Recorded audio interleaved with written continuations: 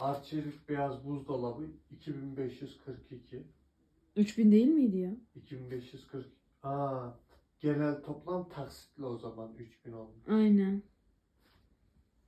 Aynen. Buzdolabını 3000 almışız. Nereden hatırlıyor musun 3000 olmuş? Sen yoktun biz buzdolabı aldığımızda. 2019 5. ayın 12'si. 2000 lirasını ben attım zaten. Tamam. Sen yoktun diyorum biz o buzdolabı aldığımızda. Sen diyorsun ki 2000'li ben verdim zaten ne ya? Evet, askerdeyken ben gönderdim. Hatıra abi bunlar. Atma sakın.